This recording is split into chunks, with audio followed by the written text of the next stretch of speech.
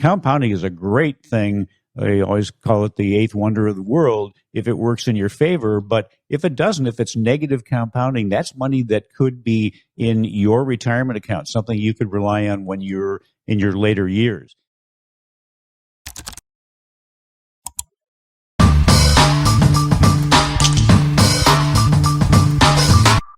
So, Al, as we get into this next topic of retirement, there's more and more people that we're seeing that, especially coming into these investing classes, that want more control. They feel like they don't have control of that destination, which is that pathway to that goal of retirement. Now, a lot of that is because they're stuck with just mutual funds, and there's a lot of downsides to mutual funds. Let's talk about some of those downsides, but what are some alternatives the average investor can utilize in their 401ks and IRAs where they're not just stuck to buying those expensive mutual funds? Yeah, what it comes down to, I think we're seeing a lot more people that are coming in realizing, that they're paying high percentage fees, high dollars that are actually being drained away from them for pretty mediocre returns. And one of the reasons that is the case is because of, you mentioned mutual funds. Mutual funds have always been kind of the go-to asset within the employer-sponsored retirement plans. It's an easy one for the plan sponsors to do because it really requires very little work on their part. When a 401k or 403b or whatever that employer plan is put together and presented to you, what they do is they give you a list of things you can choose from. And then basically they say, you make the choices. So you're really deciding which ones you choose. You have a handful or maybe a long list of things. And then you're supposed to decide which ones are the most beneficial for you, probably without having a plan to know what you need to utilize to get to the end result for you. But most mutual funds really are designed to mimic the S&P 500. And most mutual funds underperform, whether it's the S&P 500 or whatever the index is that they're or sector they're supposed to perform with.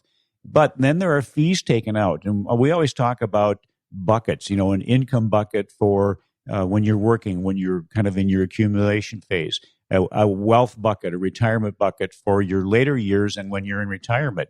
And just like with a bucket of water, if there's a hole in the bottom of the bucket, water's going to leak out. Well, if there's a hole in the bottom of your wealth bucket, dollars will leak out. That's worse than having water leak out of a bucket. That's those fees. That's the fee. The fees are one part of it. Then it's like somebody took a saw and cut the bottom out.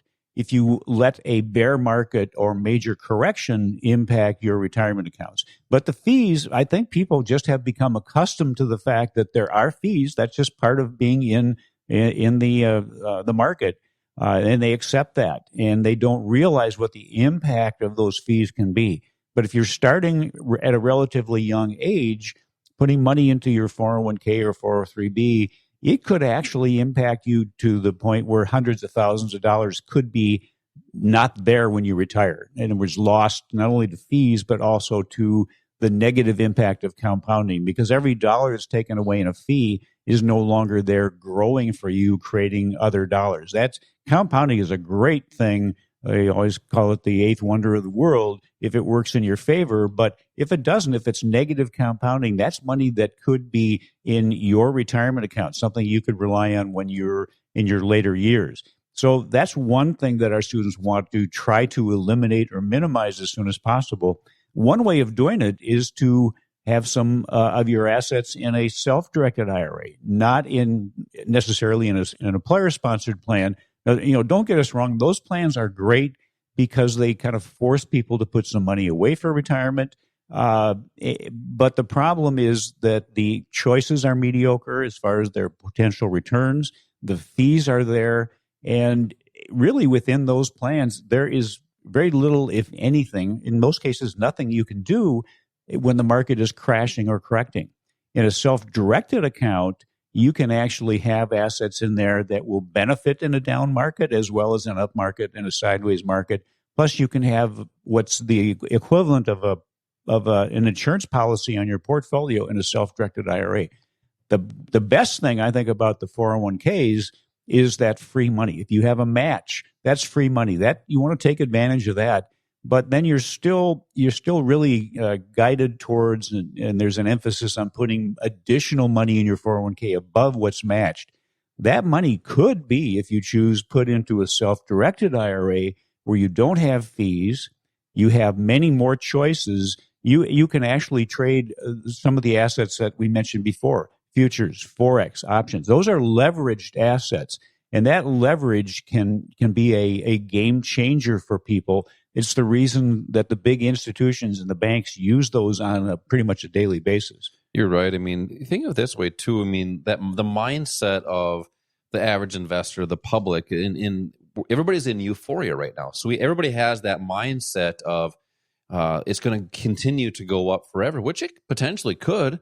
But wouldn't the average investor want to start to learn the skills to keep that? Yeah, now's a good time to do that and prepare for what could happen. That way, you don't have those drawdowns like 2000 or 2008, which happened to a lot of people. A lot of people listening right now probably haven't gone through that. That's one thing you don't want to go through is a bear market, especially if you're in your building years, because that'll just eliminate a lot of those years of gain in there.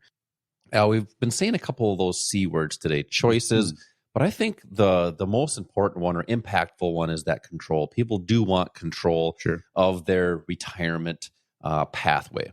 I think the only way or the best way to do it is to self-direct. What if somebody has an old 401k or has an advisor that's managing their funds? Can people roll old 401ks to a IRA and manage that themselves, or what is that process? Well, not only can you, but we think you should do that as soon as possible. Number one, you've eliminated the fees that are sucking dollars away from your retirement money, but also it gives you many more choices. You talked about control. Well, one of the issues has always been people don't know what they can control. They think all they have access to might be stocks or mutual funds, and they're really not guided or educated on the other assets that we talked about, futures, Forex, and options. Those can be used as that short-term trading vehicle. Options can be used really across your entire life spectrum of investing.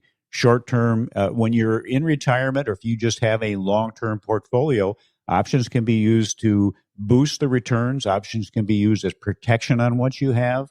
If your needs are more short-term, futures that's a great asset to trade. That's basically looking at what you think something will be worth in the future. It can be in the major stock markets. Could be commodities, sugar, soybeans. And Josh?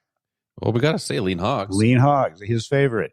Oil, gold, silver, currencies, interest rates, a number of different things that give you the ability to truly be diversified, not just having a number of different stocks or a number of different mutual funds, but things that can be put together that are either non-correlated, are correlated, or inverse correlated. And these are things that we teach our students so they know how to utilize these assets. Futures trade almost 24 hours a day. Great leverage, could be anywhere from maybe 20 to 1 to 100 to 1. And what I mean by that is that it's a multiple of your dollars. So think about it. Would you want each dollar you have to provide $1 worth of value to you, or would you like each dollar to provide 10 or 20 or 50 or $100 worth of value? That's leverage that can be utilized in the financial markets. But again, futures is very short-term trading. That's one of the reasons that the institutions don't have most of their clients in those assets, because it's too much work for them, to be honest with you. And if you have 200 or 300 or 400 clients, it's pretty hard to then control a portfolio where you're in and out, maybe on a daily basis, or maybe in a couple of days. The foreign exchange market, that's where you're looking at the difference in exchange rates between two different currencies. Trades as a pair, open 24 hours a day, 50 to 1 leverage, a huge liquidity. It's the biggest market in the world. It's bigger than all of the stock markets combined.